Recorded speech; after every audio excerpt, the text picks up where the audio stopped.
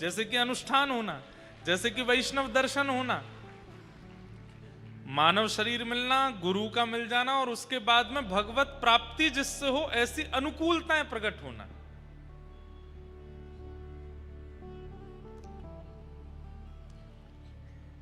कोटा वालों को ज्यादा प्रतीक्षा करनी नहीं पड़ी कथा के लिए।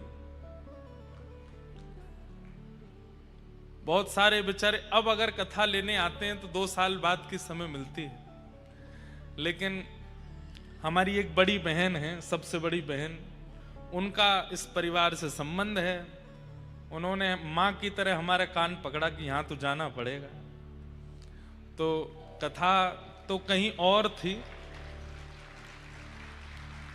आज से कथा कहीं और प्रारंभ होनी थी, और जहां कथा होनी थी वो 2 साल पहले समय दे चुके थे। बड़ी मुश्किल से फिर हाथ पांव जोड़ करके कि भैया संतों की आज्ञा है, माताजी की आज्ञा है, बहन की आज्ञा है, इसलिए हमको जाना पड़ेगा कोटा। तो कोटा तो 6-7 महीना में ही आ गए हम, नहीं तो बाकी सब जगह तो बहुत। इसमें आप हमारी योग्यता मत समझिएगा, इसमें हम आए हैं इस बात की प्रशंसा नहीं है। मयानुकूलेन न भस्वते ऋतम, ठाकुर जी जो उद्धव जी से कह रहे हैं कि मानव का मिल जाना, शरीर का मिल जाना, गुरु का मिल जाना, उसके बाद में मेरी प्राप्ति जिससे हो ऐसे उत्सव कथा सत्संगों का प्राप्त हो जाना, ये मेरी बहुत बड़ी कृपा है मानव के ऊपर। तो कथा तो कहीं और होनी थी, पर ठाकुर जी ने उठा करके सब योजना बनाई, नहीं कोटा में होनी चाहिए, कोटा में जाना चाहिए, कोटा में ये उत्सव होना चाहिए। तो ये बहुत बड़ी कृपा है कि हम आप सब लोगों को मानव देह की उपलब्धि क्या है ये जानने के लिए कथा सुनने को मिल रही है, और वो भी दीपावली के अवसर पर मिल रही है। ऐसे परंपरागत परिवार के द्वारा यजमानत्व में मिल रही है, जो कि श्री वैष्णव परंपरा से हमारे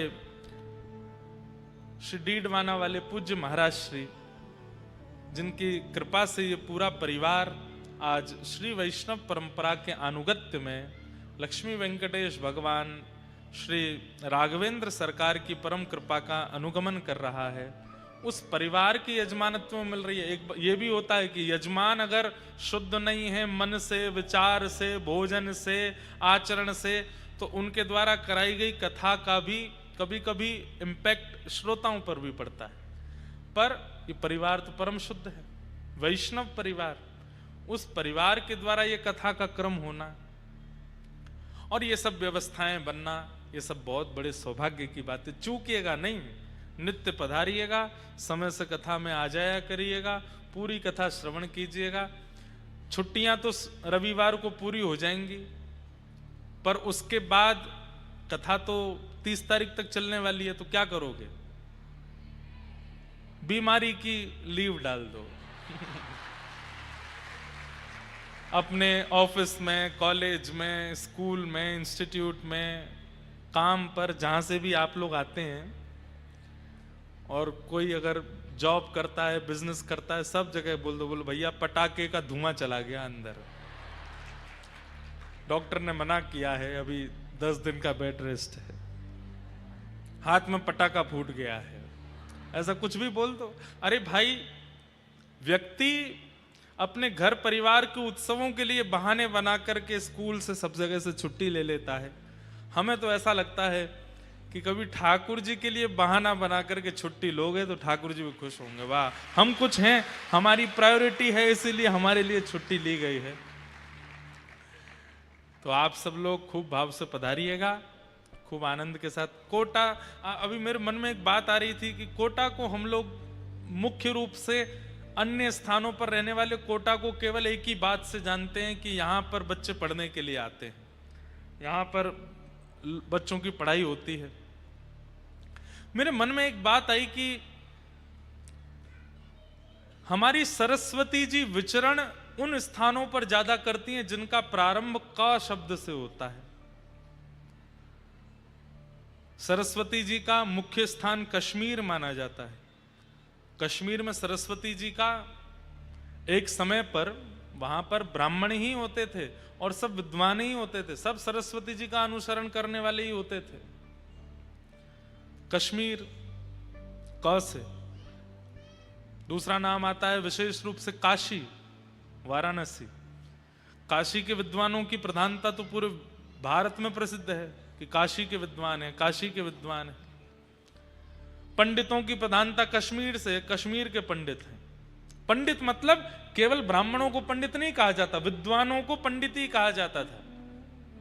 संगीत में निष्णात है उसको भी पंडित कहते हैं, कला में निष्णात है उसको भी पंडित कहते हैं, विद्या में निष्णात है उसको भी पंडित कहते हैं। तो कश्मीर सरस्वती की भूमि, काशी सरस्वती की भूमि, और कालांतर में अब कोटा भी सरस्वती जी की भूमि है। कितने सारे बच्चे यहाँ अपनी तैयारियां करते हैं, अपना भविष्य निर्माण करते हैं। माता पिता कितनी उम्मीदों के साथ बच्चों को यहाँ भेजते हैं, पढ़ लिख कर के बच्चे आगे बढ़ते हैं, फिर अपना भविष्य बनाते हैं, अपना पूरा जीवन निर्माण करते हैं। ऐसी ये कोटा की भूमि है। तो सरस्वती तो यहाँ विराजमान है, इसीलिए तो बच्चे यहाँ पढ़ पा रहे हैं। उसमें भी हमारा ये एलन परिवार कितने बच्चों को आश्रय। मैं अभी बता रहा था जब रास्ते में आ रहा था, जो भैया हमको लेने आए, लगभग कथाओं में, बड़े शहरों में जब भी कथा होती है तो कथा का समय यही 3-4 बजे से रहता है, तो शायद इंस्टीट्यूट की छुट्टी होती है, तो कितने सारे बच्चे एलन ग्रुप के जहां भी हैं आते हैं कथाओं में, और आते हैं कथा सुनते हैं। उनकी वो टी शर्ट पे लिखा रहता है, आते हैं कथाओं में बैठते हैं। तो कितने बच्चों का तो यहां से भी जीवन उद्धार हो रहा है। तो ये बहुत बड़े सौभाग्य की बात है कि ऐसे यजमान परिवार के द्वारा ये कथा आयोजित हो रही है, जो स्वयं विद्या देवी की आराधना करते हैं, स्वयं आचार्य परंपरा में सब श्री धारण करते हैं, श्री वैष्णव परंपरा का निर्वहन करते हैं। घर में ठाकुर जी की पद्धति की सेवा होती है, प्याज लहसुन आदि कुछ नहीं बनता है, इतनी शुद्ध पवित्रता रखते हैं। तो ये सब सौभाग्य हैं, एक के बाद एक सारे सौभाग्य एक साथ इकट्ठे होकर के सब हमें प्रस्तुत किए गए हैं। इससे यही मानना चाहिए कि ठाकुर जी चाहते हैं कि हम उन्हें प्राप्त करें, इसीलिए ये सारी योजनाएं बन रही हैं और इस योजना का हमें फल लेना चाहिए। इसका एक ही फल है कि हमें कभी बस किसी राह पर, किसी मोड़ पर, किसी गली में, किसी जीवन के किसी मोड़ पर ठाकुर जी का अनुभव हो जाए, बस, और कुछ नहीं चाहिए। बंधु, एक बात हम आपसे बहुत स्पष्ट रूप से निवेदन कर दें,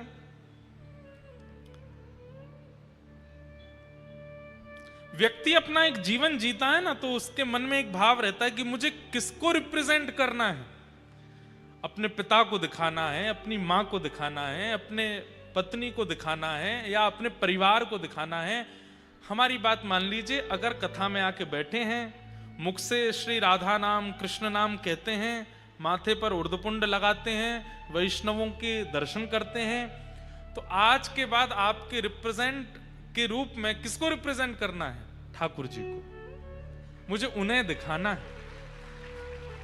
मैं धन भी इसलिए कमाऊं कि ठाकुर जी को ये लगे कि भाई मेरे लिए कमाता है, मेरे उत्सव कर सके, मेरी प्राप्ति में आगे बढ़ सके, मेरी कथाएं का आयोजन करा सके। अपने जीवन में किसी के साथ भी अच्छा करते हैं, कुछ भी भला करते हैं, तो भी यही मन में रखिए कि ठाकुर जी देख रहे हैं, मुझे उनको दिखाना है, उनको बताना है।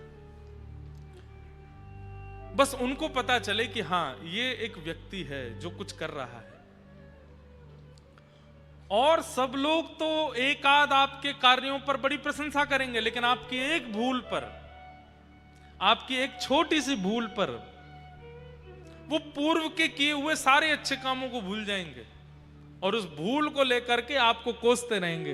पर ठाकुर जी का स्वभाव ऐसा है कि वो एक गलती, 2 गलती, 10 गलती, 20 गलती, 1000 गलतियों तक भी नजरअंदाजी करते हैं। कोई बात नहीं, इसने ये 4 अच्छे काम तो किए, भले 1000 गलत किए लेकिन 4 अच्छे तो किए। उनका स्वभाव ऐसा है। तो इस कथा का मूल उद्देश्य ये हो जाए कि मेरे चित्त में ये भावना प्रकट हो जाए कि मेरी आज के बाद प्रत्येक प्रतिक्रिया, प्रत्येक क्रिया, प्रत्येक कर्म, उसके पीछे मेरे मन में उद्देश्य क्या है कि मैं किसको दिखा रहा हूं? ठाकुर जी देख रहे हैं, ठाकुर जी को पता है।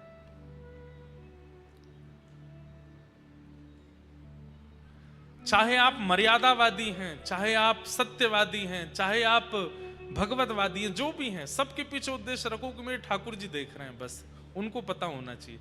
यही जीवन चरित्र आपके पड़ोस में ही रही हैं मीराबाई, उनका जीवन चरित्र भी ऐसा ही था। सूरदास जी का चरित्र भी ऐसा ही था, रैदास जी का चरित्र भी ऐसा ही। सब भक्तों का एक ही उद्देश्य है, हमें और किसी को नहीं दिखाना, हमारे ठाकुर जी देख रहे हैं, उनको पता होना चाहिए मैं क्या पहन रहा हूं, क्या खा रहा हूं, क्या बोल रहा हूं, कहां जा रहा हूं, किससे मिल रहा हूं, किसके साथ कैसा व्यवहार कर रहा हूं। हर स्थिति में आप ये विचार रखेंगे कि ठाकुर जी को पता चलेगा तो उनको कैसा लगेगा। आपसे कभी पाप कर्म बनेगा ही नहीं, दूषित कर्म बनेगा ही नहीं। व्यक्ति पाप कर्म और दूषित कर्म क्यों कर बैठता है? क्योंकि उसके चित्त से यह बात निकल जाती है कि ठाकुर जी देख रहे हैं, ठाकुर जी को पता है। इसलिए अपने मन में विचार केवल ये करें, ठाकुर जी को सब पता है, ठाकुर जी देख रहे हैं, ठाकुर जी पूछेंगे तो मैं क्या उत्तर दूंगा। उस विचार से अपना जीवन जीना प्रारंभ कर दीजिए, हर दिन आपका आनंदमय हो जाएगा।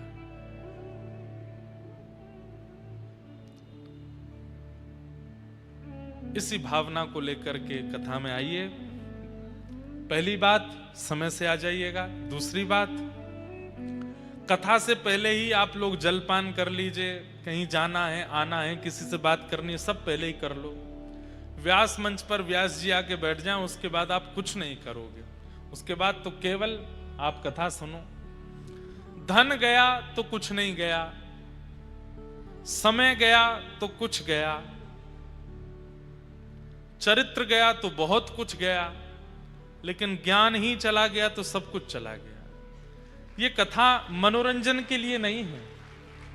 इस कथा का क्रम मनोरंजन के लिए नहीं हो रहा है, मनोमंथन के लिए हो रहा है। और मंथन से क्या होता है? मंथन से नवनीत प्रकट होता है। मंथन होता है दही का, तभी तो मक्खन प्रकट होता है। मक्खन माने नवनीत। और जब नवनीत प्रकट होता है तो श्री कन्हैया अपने कक्ष से स्वयं ही घुटमुन चल करके आते हैं उस नवनीत का हरण करने के लिए। तो इस कथा रूपी मथनी से आप सब श्रोता रूपी हृदय की दही का हम मंथन करने के लिए बैठे। इसलिए प्रेम से मंथन करवा लीजिए ताकि नवनीत चित्त में प्रकट हो और ठाकुर जी आकर के उसका हरण करें, ठाकुर जी आकर के उसका सेवन करें, भोग लगावें। फोन मत चलाइएगा, कर्ण पिशाचनी है इनका नाम। क्या नाम है? हाँ, कर्ण पिशाचनी। लोग बाग कहते हैं ना तंत्र मंत्र वालों के लिए कि इन पर कर्ण पिशाचनी है, इनके कान में कोई बोल देता है। सबसे बड़ी कर्ण पिशाचनी तो यही है। बंबई में क्या चल रहा है आपके कान में कोटा में आके बता देता है ये यही कर्ण पिशाचनी। इसको बंद रखिएगा जब तक भागवत जी की आरती ना हो जाए। अंतिम बात, आज जहां बैठे हो प्रयास कीजिएगा कि रोज वहीं बैठो। कल से आपका स्थान ज्यादा बदले ना, थोड़ा राइट लेफ्ट हो जाए चलेगा, लेकिन आगे बैठे तो पीछे पहुंच गए, पीछे से इधर पहुंच गए। स्थान परिवर्तन होने से भी मन एकाग्र नहीं होता। इसलिए स्थान निश्चित कर लीजिएगा, जहां आप एक दिन बैठे, पहले दिन बैठे, वहीं बैठिएगा। दूसरा, ये नन्हे नन्हे गोपाल जी जो डोल रहे हैं, जिन्होंने यहीं बरसाना गोकुल प्रकट कर दिया है, इनके भी थोड़े थोड़े ध्यान रखिएगा। पता चली कोई गंभीर बात चल रही है तो आनंद करने दो, उनको रोकिएगा नहीं, पर थोड़ा ध्यान रखिएगा। बाकी यहाँ पे कई लोगों को ऐसा मुझे पता चला कि पास वगैरह से थोड़ी दिक्कत है, पास नहीं, कोई ऐसा नहीं है। सब लोग आइए, बाहर से अपना फ्री रजिस्ट्रेशन है, सब कराओ, बैठो। कथा सबके लिए हो रही है। अगर केवल एक परिवार को सुननी होती तो इतनी बड़ी व्यवस्था नहीं होती, सब लोग सुन सकें। बस एक बात है कि कोई मन चला व्यक्ति ना आवे या कोई दुर्घटना या कोई किसी प्रकार का अन्य क्रिया ना हो, बस उसके लिए एक प्रक्रिया है, प्रक्रिया करके सब लोग बैठ सकते हैं।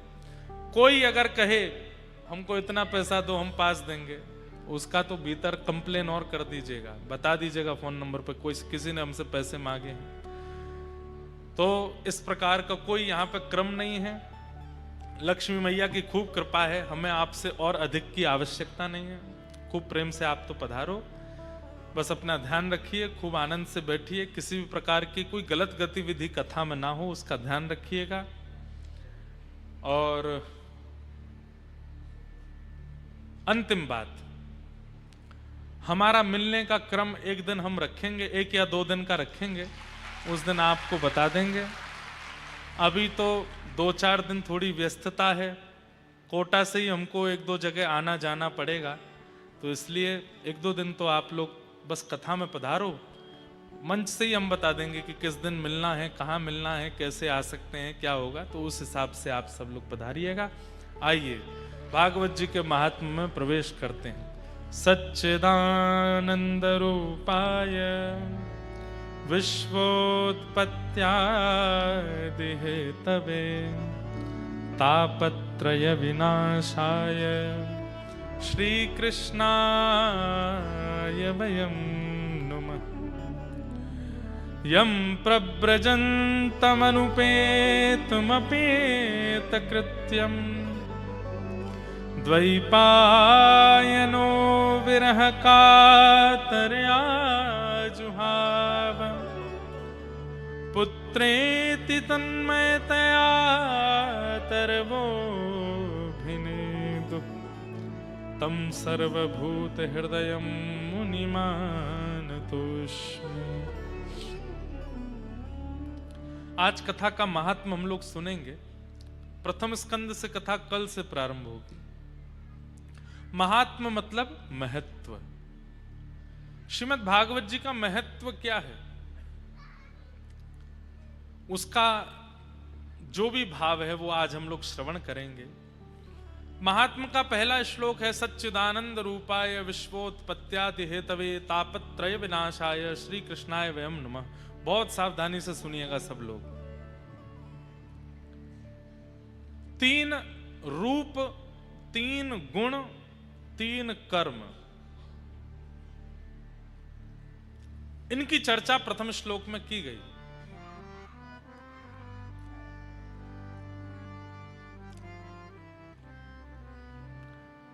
भगवान का परिचय क्या है, बहुत ध्यान से सुनिएगा। पहले श्लोक में ही स्पष्ट कर दिया कि ठाकुर जी कौन हैं। हम लोग हिंदू वैदिक सनातन धर्मावलंबी अपने आप को कहते हैं, पर हमसे हमारे ठाकुर जी के बारे में कोई पूछे तो हमको ज्यादा ज्ञान नहीं। ध्यान से सुनो। जिनके 3 ही रूप हैं, 3 ही गुण हैं, 3 ही कर्म हैं, वही हमारे इष्ट हैं। 3 रूप कौन कौन से? सत्य, चैतन्य और आनंद। देखिए, रूप और स्वरूप ये 2 बातें होती हैं। मैं हर कथा में लगभग ये बात कहता हूं, रूप और स्वरूप। हम आप सब लोगों के भी रूप अलग हैं, स्वरूप अलग हैं। अभी आप लोग कथा में बैठे हैं, ये आपका रूप नहीं है, ये आपका स्वरूप है। रूप कब होगा? जब वापस घर पहुंच जाओगे, घर जा करके अपने वस्त्र उतार के घर के कपड़े पहन लोगे और बिल्कुल कोई उसमें फॉर्मेलिटी नहीं है, बिल्कुल अनफॉर्मल हो जाओगे। कभी बिस्तर पर पड़े हैं, कभी कहीं खा रहे हैं, कहीं भी बैठे हैं, किसी की थाली में से खा लिया, किसी से कुछ भी कह रहे हैं, वो आपका रूप है, वो आप वास्तविकता में हो। लेकिन घर से बाहर निकलते ही आप स्वरूप धारण करते हो। जो आप नहीं हो वो बनते हो। रूप और स्वरूप। भगवान के स्वरूप कितने हैं? भगवान के स्वरूप अनंत हैं। कभी वही सुदर्शन चक्र लेकर के आ जाते हैं, वे कभी गिरिराज जी का धारण कर लेते हैं, कभी मोर मुकुट वंशी वाले बन जाते हैं, कभी शेषनाग पर पड़ जाते हैं। कभी शंख चक्र गदा पद्म धारण करके चतुर्भुज रूप धारण कर लेते हैं, कभी कच्छप बन जाते हैं, कभी कूर्म बन जाते हैं, कभी मत्स्य बन जाते हैं, कभी वराह बन जाते हैं, कभी नृसिंह बन जाते हैं, कभी परशुराम बन जाते हैं। स्वरूप अनेक धारण करते हैं, पर रूप उनके तीन ही हैं, सत्य, चैतन्य और आनंद। हम सब भी अनेक स्वरूप धारण करते हैं। ऑफिस जाते हैं तो वहां हम अलग हैं, मायके जाते हैं वहां हम अलग हैं, ससुराल जाते हैं वहां हम अलग हैं, मित्र के यहां जाते हैं वहां हम अलग हैं, लेकिन अपने घर में अपनी पत्नी, अपने बच्चे और अपने परिवार के साथ हम अलग हैं। सब जगह हमारी भी स्वरूप अलग हैं, पर अपनों के साथ जो हम होते हैं वो हमारा रूप है, वो हम वास्तविकता में हैं।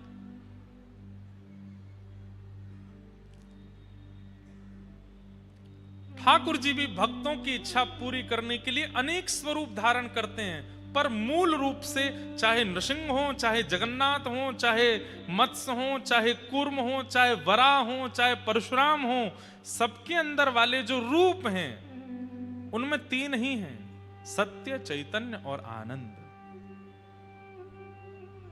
तो भगवान के रूप का सबसे पहला लक्षण क्या है? सत्य। ठाकुर जी सत्य हैं।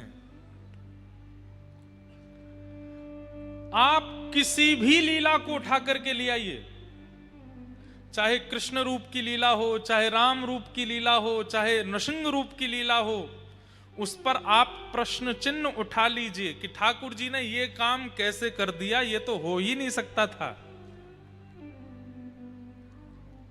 आप प्रश्न उठाइए, उनकी सत्यता पर प्रश्न उठाइए, लेकिन शास्त्र आपको प्रत्येक बात का उत्तर दे देगा कि ठाकुर जी असत्य नहीं है, ठाकुर जी सत्य ही हैं। इधर देखिए सब लोग, यहां देखो, वहां भी देख सकते हो, इधर भी देख सकते हो, पर देखते हमको ही रहना। हाँ भैया, चर्चा आती है चित्त में तो ये लगता है आपको समझ में आ जाए, तो हमारी दक्षिणा तो यही है।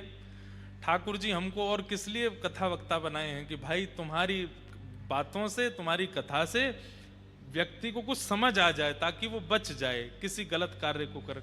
हम आपको सत्य बताएं, इतने लोग कथा में बैठे हैं, पर परिवर्तन 100 लोगों का ही होना है, और उन 100 में आप भी हो सकते हो, इसलिए ध्यान से सुनो। सबका नहीं होगा, ये बात हम पहले दिन ही कह रहे हैं। इस कथा के 7वें दिन 100 लोग ही बदलेंगे, पर उन 100 में आपका नाम हो, ये जिम्मेवारी आपकी होनी चाहिए कि मैं उन 100 में मैं भी हूं। इसलिए ध्यान से सुनो। कई लोग प्रश्न उठाते हैं कि प्रभु श्री राम ने सीता जी के साथ जो व्यवहार किया वो उचित नहीं था। हमारे हिंदू वैदिक सनातन धर्म में जिनको परमात्मा का स्वरूप माना गया, ऐसे प्रभु श्री राम कभी कुछ गलत कर ही नहीं सकते, वो सत्य स्वरूप हैं। पर आज भी कई लोग प्रश्न उठाते हैं, तो फिर वह त्याग की स्थिति क्यों बनी? एक व्यक्ति के कहने पर त्याग क्यों किया? अधिकतर आज के युवा मुझसे यही प्रश्न कर बैठते हैं।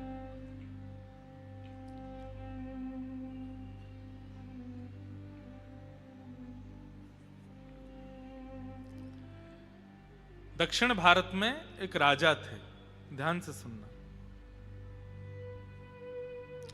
उनकी एक पुत्री थी। उस पुत्री ने अनेक वर्षों तक तप किया, और तप के पीछे फल केवल एक ही चाहिए था, क्या? कि परम पुरुष परमात्मा भगवान मुझको पत्नी रूप में स्वीकार करें। मुझे उनका नाम स्मृति में नहीं आ रहा है, मैं वही सोच रहा था कि नाम क्या था उनका। पर उन्होंने अनेक वर्षों तक तप किया, और तप के बाद परमात्मा से प्रार्थना यही थी कि आप केवल प्रकट होकर मुझको अपनी गृहिणी बनाओ, मैं इसलिए तपस्या कर रही हूं। कोई केवल दर्शन की अभिलाषा रखता है, कोई किसी वस्तु की अभिलाषा रखता है, पर मेरी अभिलाषा यह कि मैं आपकी गृहिणी बनना चाहती हूं। भगवान प्रकट होने वाले ही थे। उसी समय रावण वहां आ गया और रावण ने आकर के उनके केश पकड़ लिए और केश पकड़ करके बस तलवार से सर छेदन करने ही वाला था, तो उन्होंने तुरंत अपने केशों को तलवार से काट करके, केश तो रह गए रावण के हाथ में, स्वयं अग्नि में प्रवेश कर लिया। रावण को कुछ गलत करने नहीं दिया, लेकिन उनका तप पूरा हो चुका था, ठाकुर जी प्रकट होने ही वाले थे, उससे पहले ये सब घटना हो गई। अब वो अग्नि में प्रवेश कर गए। तब ठाकुर जी से उन्होंने प्रार्थना की, बोले नाथ मेरा तप तो पूरा हो गया, आप आने ही वाले थे, तभी ये रावण आ गया और मैं आपको प्राप्त नहीं कर पाई। भगवान बोले चिंता मत करो, अभी हम राम रूप धारण करके आएंगे, सीता जी के साथ जब हम वन की ओर जाएंगे तो दुष्टों का संहार सीता जी देख नहीं पाएंगी, इसलिए हम सीता जी को तो अग्नि में प्रवेश करवा देंगे, आप अग्नि से प्रकट होकर के सीता जी का रूप धारण करके हमारे साथ आ जाना। तो आपका जो व्रत था कि हमारी पत्नी आपको बनना है, वो पूरा हो जाएगा, आपका तप का फल मिल जाएगा और हमारा काम भी हो जाएगा, आपके सामने हम राक्षसों का वध कर देंगे। और तीसरा काम एक और होगा, बोल क्या, आपके तप में विघ्न डालने वाला रावण, उस रावण के अंत का कारण भी फिर आप ही बनोगी, आपको वो हरण करके लेके जाएगा, फिर हम आपको बचाने के लिए वहां आएंगे सेना लेकर के और पूरी लंका जला करके रावण का वध करके आपको वापस ले आएंगे। तो आपका जो बदला है वो भी हो जाएगा। बोले ठीक है।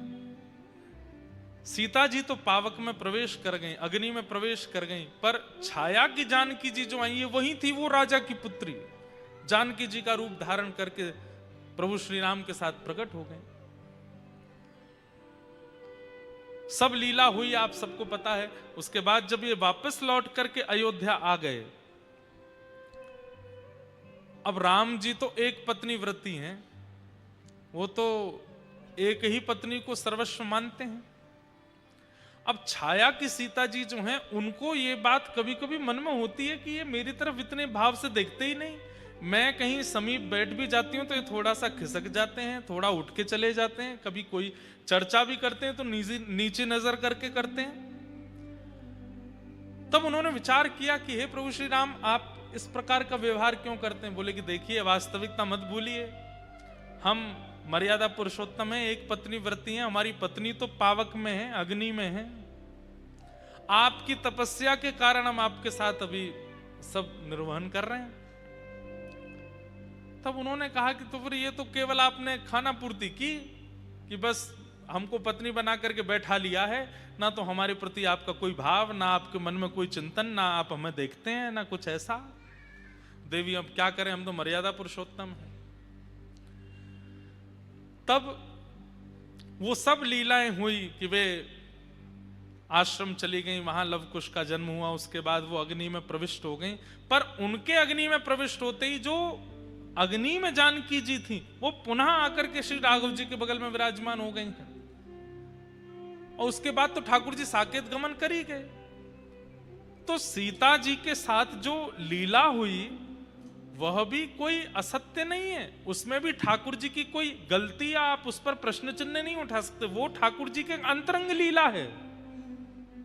वहां भी ठाकुर जी किसी की इच्छा की पूर्ति कर रहे हैं। लेकिन अब वो कन्या जो पुनः अग्नि में प्रवेश कर गई, वो बोली मेरी इच्छा तो पूरी हुई नहीं, आपने पूर्ण रूपेण पत्नी रूप में तो मुझे स्वीकार किया नहीं। तो प्रभु श्री राम बोले अब देवी अब तो एक ही होगा। बोले क्या?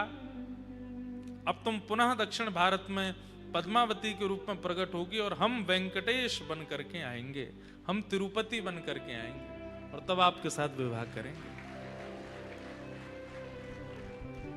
तब आपको स्वीकार करेंगे।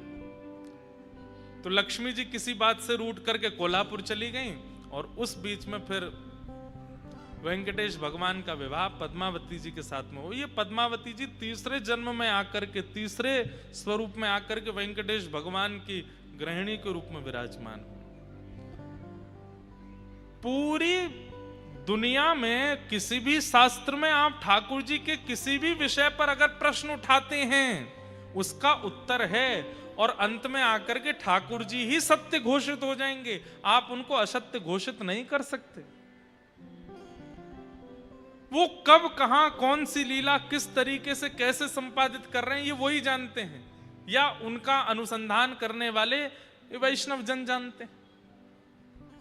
तो ठाकुर जी का पहला रूप क्या है? सत्य। वो असत्य नहीं हो सकते।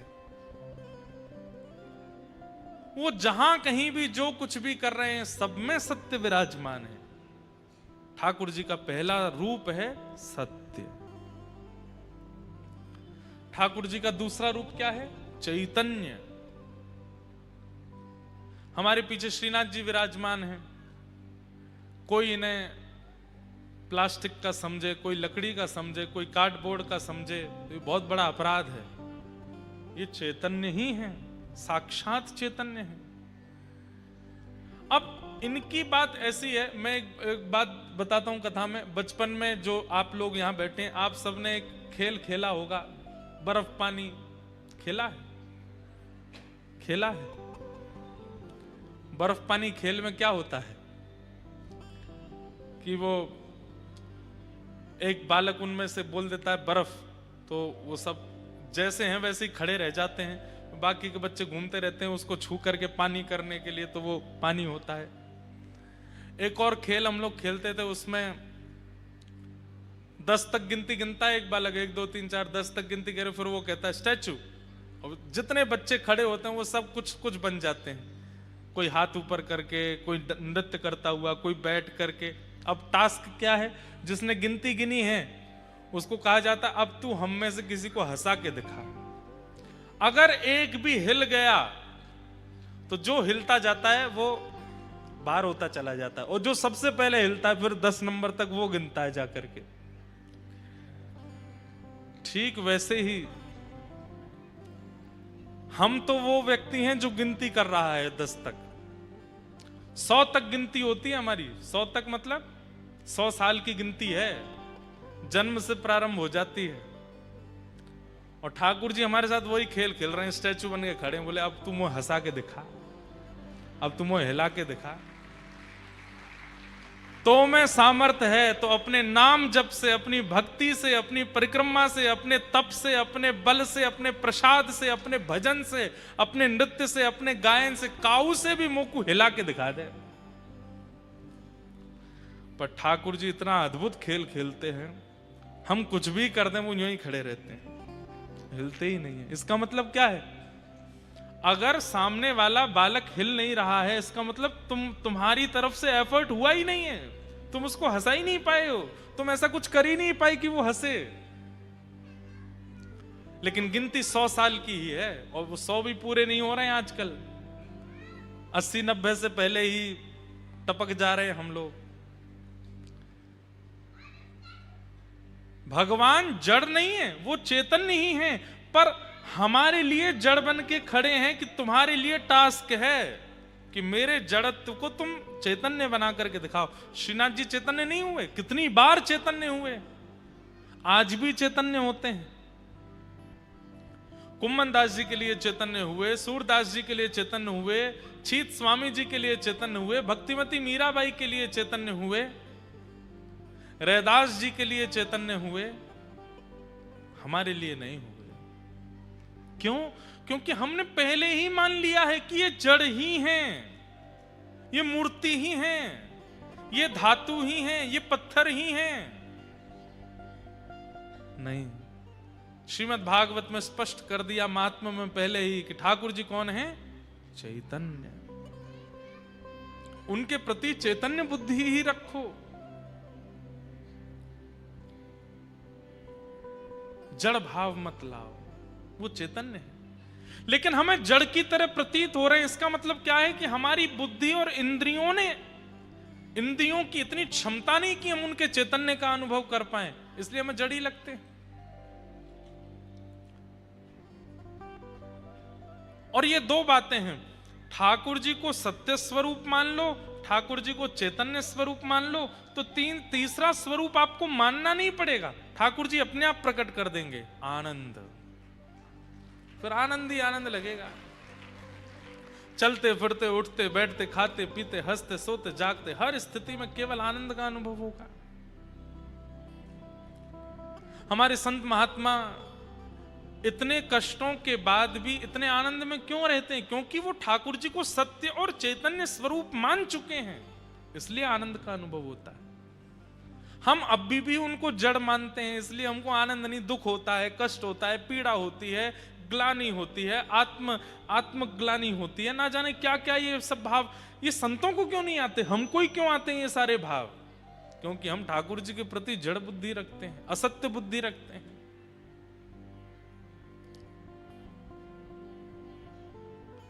भगवान के 3 रूप हैं, सत्य, चैतन्य और आनंद। सच्चिदानंद रूपाय। और भगवान के 3 कर्म क्या हैं? विश्वोत्पत्त्यादि हेतवे, विश्व की उत्पत्ति करना, पालन करना और संहार करना। तापत्रय विनाशाय श्री कृष्णाय वयम् नमः। तापत्रय विनाशाय, 3 प्रकार के ताप यानी कि कष्ट हम सबके जीवन में आते हैं, आदिदैविक, आदि भौतिक, आध्यात्मिक। 3 प्रकार के ही कष्ट हैं हमारे जीवन में। सबसे पहला कष्ट देह का, शरीर को बीमारी हो जाना, रुग्ण हो जाना, कष्ट हो जाना, पहला कष्ट का कारण। दूसरा कष्ट का कारण क्या है? आदिदैविक, प्रकृति के द्वारा कष्ट हो जाना, सर्दी की वजह से, धूप की वजह से, वर्षा की वजह से, बाढ़ की वजह से, भूकंप की वजह से, आदिदैविक। और तीसरा कष्ट का कारण होता है अपनों की वजह से, मित्र की वजह से, पत्नी की वजह से, पिता की वजह से, बच्चों की वजह से, पड़ोसियों की वजह से। ये 3 ही दुख के कारण है हमारे संसार में, और चौथा कोई दुख का कारण नहीं। आदिदैविक, आदि भौतिक, आध्यात्मिक। या तो खुद से दुखी, या अपनों से दुखी, या प्रकृति से दुखी। चौथा कोई दुख का कारण नहीं है। इन तीनों प्रकार के तापों का ठाकुर जी क्या करते हैं? उपशमन करते हैं। कितनी अच्छी बात है कि कष्ट दूर नहीं होते, कष्ट तो आते हैं, पर उन कष्टों से होने वाली जो स्थिति है वो स्थिति दूर हो जाती है। शारीरिक कष्ट होगा पर इतने विचलित नहीं होगे आप, अपने कष्ट देंगे पर विचलित नहीं होगे आप, प्रकृति से कष्ट मिलेगा लेकिन विचलित नहीं होगे आप। ये विचलनता ना होना, ये एक भक्त का स्वरूप है। मीराबाई के जीवन में कष्ट नहीं था, आप ऐसा नहीं मान सकते, पर जीवन में आने वाले कष्टों पर मीराबाई दुखी नहीं होती थी, ये बात आप मान सकते हो। और भक्त ऐसा ही हो जाता है, कष्ट आने बंद नहीं होते, कष्टों से जूझना सीख जाता है, कष्टों से लड़ना सीख जाता है। गैर भक्ति पथिक कैसा होता है, उसको नमक का भी अंदाजा होता है। वो नमक अच्छा नहीं है तो भी भोजन नहीं करेगा, बिस्तर अच्छा नहीं है तो सोएगा नहीं, कपड़े ब्रांडेड नहीं है तो पहनेगा नहीं। ये गैर भक्ति पथिक का स्वरूप होता है। पर भक्ति मार्गी व्यक्ति कैसा हो जाता है? भोजन चाहे जैसा भी हो, तन को खिलाना है ताकि वो स्वस्थ रहे, वो पालेगा। व्यवस्था चाहे जैसी हो, वो बैठ जाएगा, मुझे बैठना है। वस्त्र चाहे जैसे भी हो, तन ढकना है, पहन लेगा, ऐसी स्थिति में आने लग जाएगा। ये भक्त का स्वरूप होता है। बुरा नहीं मानिएगा, पर कोई व्यक्ति अपने आप को भक्त कहता है, लेकिन इन सब स्थितियों में ना तो जीव को वशीकरण कर पाया, ना तन को वशीकृत कर पाया, ना अपनी मन बुद्धि को वशीकृत कर पाया, वो भक्त नहीं है। पहनना है तो यही पहनना है, खाना है तो ऐसा ही खाना है, रहना है तो ऐसे ही रहना है, ये भक्त का स्वरूप नहीं। वो तो हर स्थिति में प्रसन्न रहता है। और इसी को कहते हैं तापत्रय विनाशाय। ठाकुर जी हर प्रकार के तापों का विनाश कर देते हैं, मतलब फिर उसको किसी भी चीज से ज्यादा फर्क नहीं पड़ता, वो सम हो जाता है। जहां ले चलोगे वहीं मैं चलूंगा जहां ले चलोगे। ये एक भक्त का स्वरूप है। वो ऐसा नहीं कहता कि मुझे 98% ही चाहिए, वो ऐसा नहीं कहता कि मुझे मुंबई में ही घर चाहिए, वो ऐसा नहीं कहता कि मुझे यूएस ही जाना है पढ़ने के लिए। वो कहता है कि नाथ प्रयास मैं कर रहा हूं, प्रयास मैं करूंगा, पर मेरे लिए जो उचित हो वो आप दीजिएगा, और आप जो देंगे उसमें मैं कुछ किंतु परंतु नहीं करूंगा, मुझे सब स्वीकार है। ये एक भक्त का स्वरूप होता है। वो अपनी जिद थोपता नहीं है ठाकुर जी के आगे जाकर के। जहां नाथ रख दोगे, जहां नाथ रख दोगे, जहां नाथ रख दोगे, जहां नाथ रख दोगे, ओ वहीं मैं रहूंगा, जहां ले चलोगे वहीं मैं चलूंगा, जहां ले चलोगे वहीं मैं चलूंगा। ओ ये जीवन समर्पित चरण में तुम्हारे, तुम ही मेरे सर्वस्व, तुम ही प्राण प्यारे। ये जीवन गाइए। समर्पित चरण में तुम्हारे, तुम ही मेरे सर्वस्व, तुम ही प्राण प्यारे। ओ ये जीवन समर्पित चरण में तुम्हारे,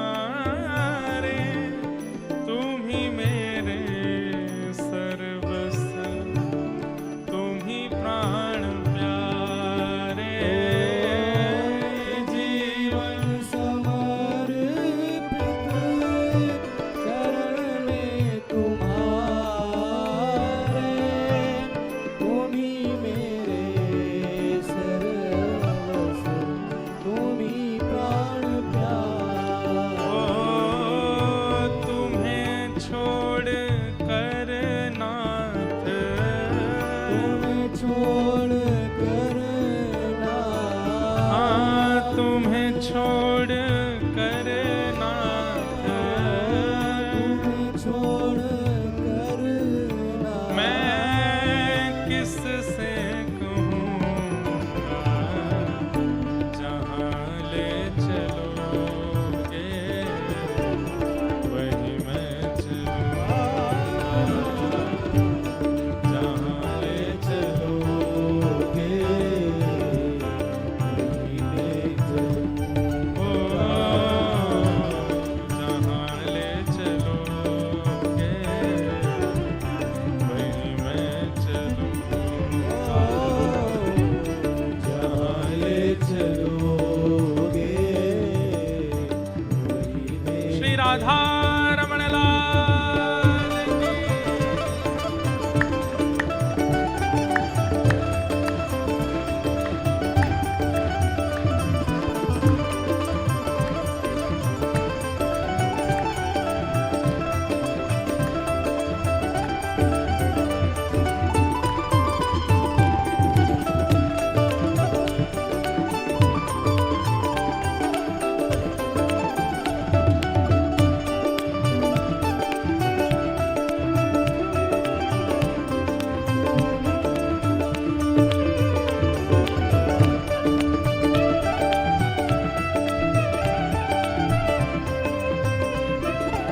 और एक भक्ति पथिक की सबसे बड़ी पहचान इस पंक्ति में, न कोई शिकायत नहीं कोई अर्जी, कर लो करा लो जो है तेरी मर्जी, न कोई शिकायत, नहीं कोई अर्जी, कर लो करा लो, जो है तेरी न कोई शिकायत, नहीं कोई ऐसी, कर लो करा लो प्रभु, जो है तेरी मर्जी। न कोई शिकायत, नहीं कोई अर्जी, कर लो करा लो, जो है तेरी मर्जी।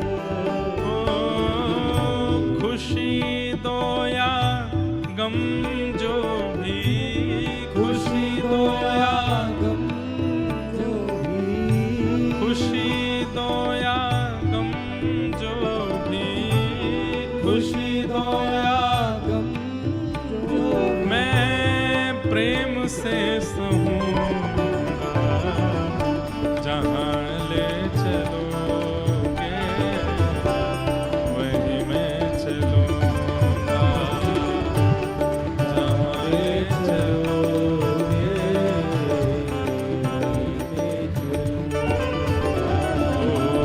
जहाँ ले चलोगे वहीं मैं चलूँगा। ले चलोगे वहीं मैं चलूँगा। जहाँ नाथ रख दोगे, जहाँ नाथ रख दोगे, जहाँ नाथ रख दोगे, जहाँ नाथ रख दोगे, वहीं मैं रहूँगा, जहाँ ले चलोगे वहीं मैं चलूँगा।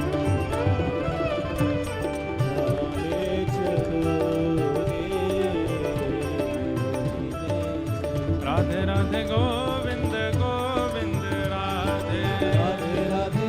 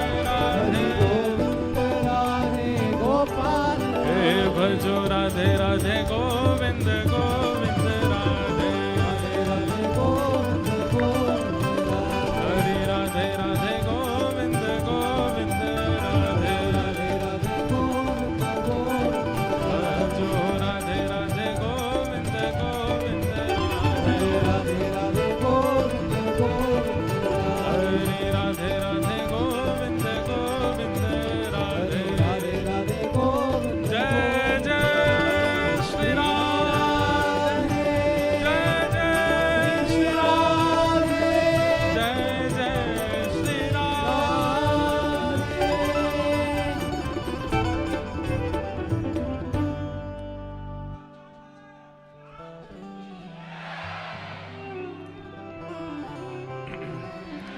न कोई शिकायत नहीं कोई जी कर लो करा लो प्रभु जो है तेरी मर्जी खुशी दो या गम जो भी मैं प्रेम से सहूंगा जहां ले चलोगे वहीं मैं चलूं।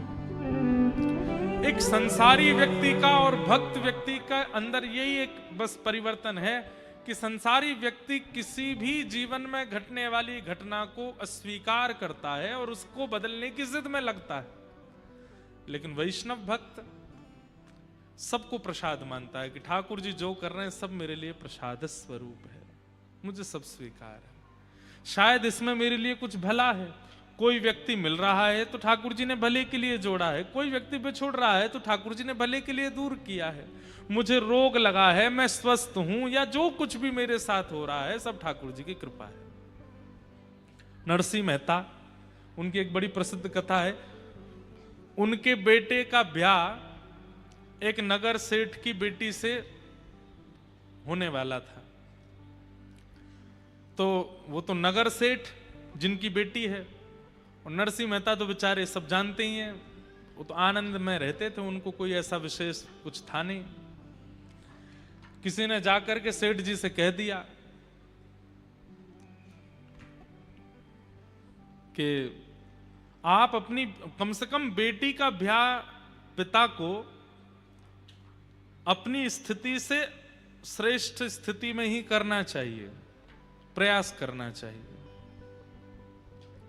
कि पिता अपनी पुत्री का विवाह श्रेष्ठ स्थिति में करे, जैसी स्थिति उसकी है उससे थोड़ी श्रेष्ठ ही हो लड़के की स्थिति, वहां ब्याह करे। तो किसी ने जाकर के नरसिंह मेहता जी की शिकायत कर दी, शिकायत तो क्या मतलब वास्तविकता बता दी, बोले आप अपनी बेटी का जहां ब्याह कर रहे हो नरसिंह मेहता जी का बेटा, उनके यहाँ कोई इतनी ज्यादा कोई व्यवस्था नहीं है, हो सकता है कि बेटी को कई कई रात तो भूखा भी रहना पड़े, उनके यहाँ तो सामग्री भी नहीं होती, व्यंजन भी नहीं बनता, कैसे आपने अपनी बेटी का ब्याह वहां निश्चित कर दिया। तो पिता को बड़ी चिंता हो गई कि भाई मैंने तो बड़ी प्रशंसा सुनी थी, बोले कि संत महात्मा तो उन्हीं के गुण गाते हैं, उनसे सुन लिया होगा। अब क्या करें, रिश्ता तो पक्का हो गया।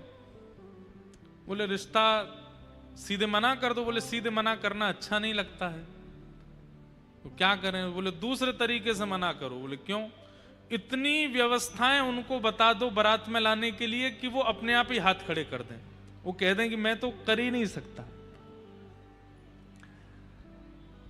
नरसिंह मेहता जी को एक पत्र लिखा लड़की वालों ने, और उसमें लिखा कि हम चाहते हैं हमारे दूल्हे राजा जो हैं वो ऐसी शेरवानी पहने, उसमें नवलखा के हार पहने, सोने के कड़ूला पहने, उनमें हीरे जड़े होने चाहिए, जूती ऐसी सोने की होनी चाहिए, पोशाक ऐसी होनी चाहिए, पगड़ी ऐसी होनी चाहिए। ये तो दुल्हा की बात। अब घोड़ा कैसा होना चाहिए, श्वेत रंग का घोड़ा होना चाहिए, उसमें एक भी काला धब्बा नहीं होना चाहिए, उसके ऊपर ऐसी चुनरी होनी चाहिए, हमारे ऐसे होना चाहिए, कम से कम 10 हाथी आगे पीछे होने चाहिए, हमारे जो बेटी के होने वाले ससुर जी हैं वो हाथी पर बैठ कर के आवे, सासू माँ हाथी पर बैठ के आवे, और इतने घोड़े होने चाहिए, इतने हाथी, इतने ऊंट, इतने ये, इतने वो, ऐसे बैंड बाजे होने चाहिए, ऐसे नगाड़े बजने चाहिए, बारातियों की पोशाक ऐसी होनी चाहिए। इतना लंबा चौड़ा पत्र लिख करके भेजा। पढ़ने वालों ने कहा अब तो नरसिंह मेहता मना ही कर देगा। बोले मैं बयान नहीं कर सकता, आपकी बेटी बच जाएगी। पत्र पूरा लिख करके ऊपर जय श्री कृष्ण लिख करके भेज दिया। नरसिंह मेहता जी बैठे थे तो लेके आया कोई व्यक्ति पत्र। बोले आपके लिए पत्र आया है। बोले धर दो। धर दिया। पत्र उठा करके देखा तो उस पर सबसे ऊपर ही लिखा था जय श्री कृष्ण। नरसिंह मेहता बोले ये मेरा पत्र नहीं है भाई, इस पे ठाकुर जी का नाम लिखा है, तो ठाकुर जी का पत्र, दूसरे का पत्र मैं पढ़ता नहीं, ये तो ठाकुर जी का पत्र है।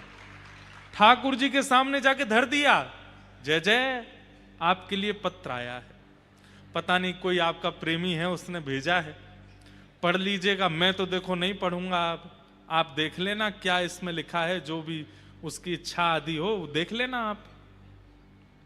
पत्र दे दिया। ठाकुर जी सोचने लगे अरे नरसिंह एक बार खोल के देख तो ले। लेकिन नरसिंह मेहता के चित्त में तो ऐसा समर्पण है, जय श्री कृष्ण लिख दिया, कहीं लिखा दिख गया तो वो वस्तु भी मेरी नहीं है, वो तो ठाकुर जी की है। ठाकुर जी भी रीझ गए, बोले वाह नरसिंह मेहता इतना समर्पण। अब जब पत्र ही हमको दे दिया है, कुछ देखा तो है नहीं इन्होंने, तो हम ही देखेंगे फिर। बेचारे एक मरासू घोड़ी थी, बिल्कुल मरने ही वाली थी, ऐसी स्थिति की तो घोड़ी आई, उस पर बेटा बैठा। पोशाक जो पहनी थी वो भी किसी से मांग करके लाए थे। कुछ बारातियों को इकट्ठा किया गया, उनमें भी आधे से ज्यादा तो अंधे थे, एक दूसरे का कंधा पकड़ के ही चल रहे थे, आगे वाला जहां जाता वहीं मुड़, ऐसी तो बारात। ठाकुर जी बोले अरे भैया दाऊ दादा देखो, जहाँ नरसिंह मेहता की जहां ब्याह हैरो है वहां से पत्र ऐसो आयो और ये ऐसी बारात लेके जा रहा है। और वहां लड़की वाले क्या सोच रहे हैं कि इतने दिन हो गए नरसिंह मेहता ने मना भेजा नहीं है, इसका मतलब व्यवस्था करी ली होगी। इतने में क्या देखते हैं कि एक गली में से महाराज खूब सारे हाथी आ गए और लोग लेकर के आए। नरसिंह मेहता बोले भैया कहां से आए? बोले कि वो आप उन सेठ जी के यहाँ एक बार कीर्तन करके आए थे ना, उनको पता चला आपके बेटे की ब्याह है तो उन्होंने हाथी भिजवाए हैं कि आपकी बेटा की शोभा हाथियों से होनी चाहिए। फिर कहीं से कुछ ऊंट आ गए, कहीं से कुछ लोग जुड़ते चले गए। एक व्यक्ति आया, उसने दुल्हा को नीचे उतारा, बोले कि एक सेठ जी ने बढ़िया वाली पोशाक भेजी है, पहना दी। करते करते देखते नरसिंह मेहता बोले अपने आप ही सब होता जा रहा, हम तो किसी को जानते नहीं, कौन से सेठ के यहाँ से हाथी आए, कहाँ से ऊंट आ गए, कहाँ से पोशाक आ रही है, सब व्यवस्था अपने आप होती जा रही है। बढ़िया ढोल नगाड़े बजाने वाले भी आते गए, सब व्यवस्थाएं होती चली गई।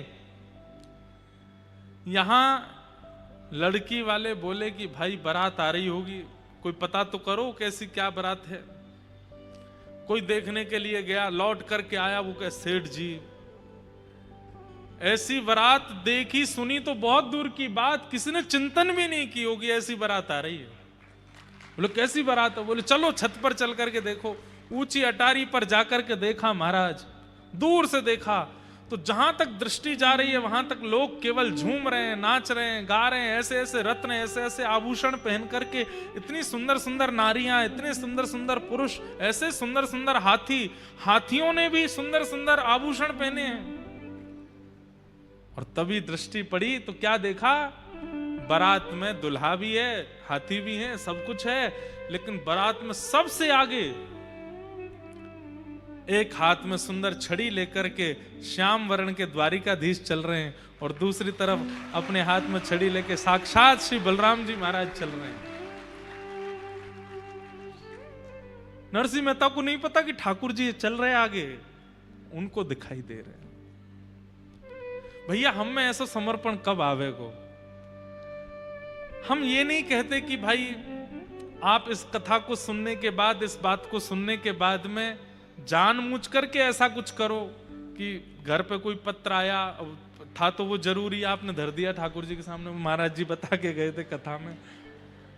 ये तो चतुराई है।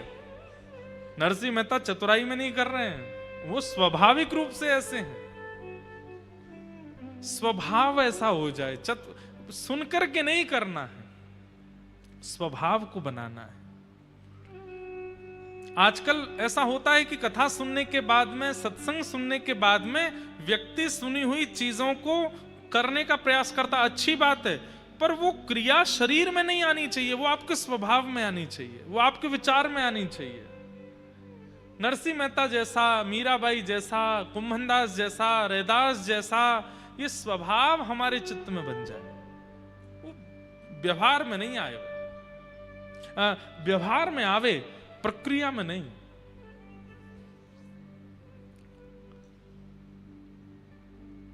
तापत्रय विनाशाय, जीवन में तो हर प्रकार की परिस्थिति ठाकुर जी देते हैं, लेकिन उस परिस्थिति में आपका रिएक्शन एक्शन क्या होता है उसको ठाकुर जी देखते हैं।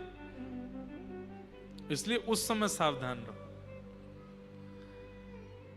और विशेष रूप से जब विपरीत परिस्थिति आती है, जो आप नहीं चाहते वो जीवन में जब आता है, उस समय तो जितना हो सके धैर्य रखिए। बंधुओं, ये कथा, ये सत्संग, ये मैं फिर कह रहा हूं, ये उसी स्थिति की प्रैक्टिस कराई जा रही है। वो स्थिति जब आवे, क्योंकि आवेगी सबके जीवन में, बचेगा कोई नहीं, आवेगी। बस उस स्थिति में हम विचलित ना हों, परेशान ना हों, व्यथित ना हों।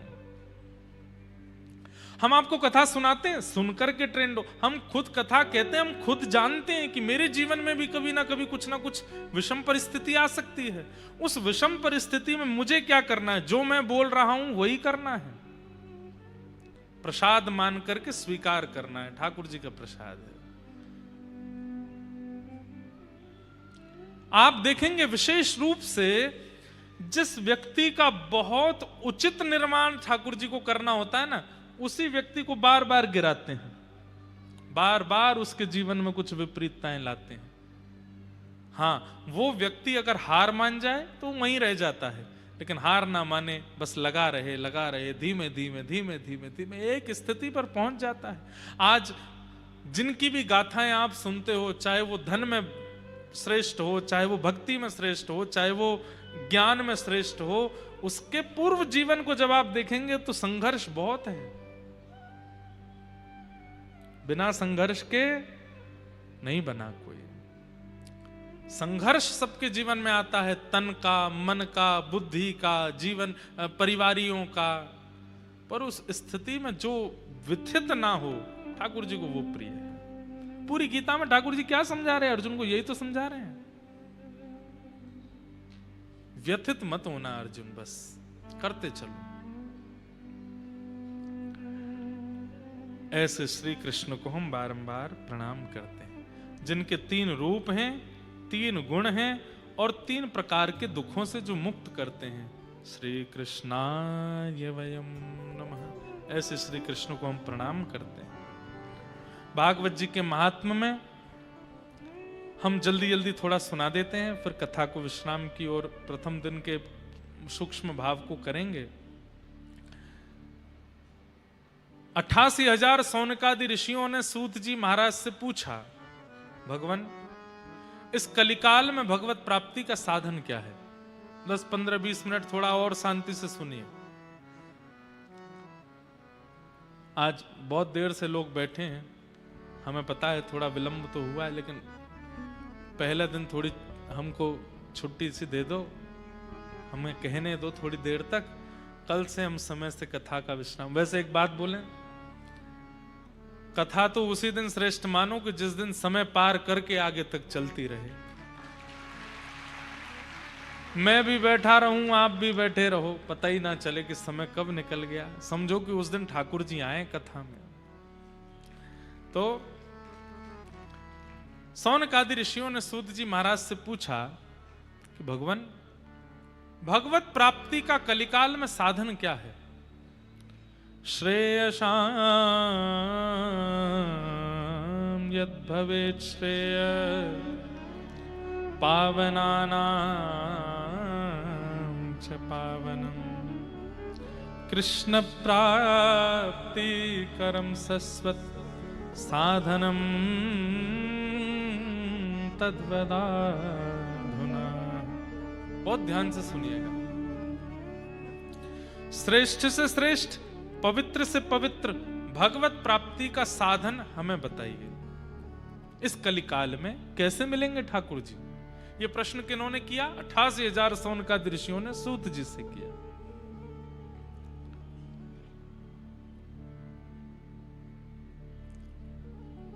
बंधुओं, आचार्यों से प्रश्न अपने कल्याण का ही पूछना चाहिए। मेरा कल्याण कैसे होगा? धन कमा के होगा, ऐश्वर्य कमा के होगा, घर बना के होगा, सब सेटल करके होगा? कल्याण होगा कैसे? उद्धार होगा कैसे? कभी पूछा है? यहां पर कितने लोग बैठे हैं, हमसे तिगुनी उम्र के भी लोग हैं। इतना जीवन निकलने के बाद कभी स्वयं से पूछा कि हमारा उद्धार क्या है, हमारा कल्याण कैसे होगा?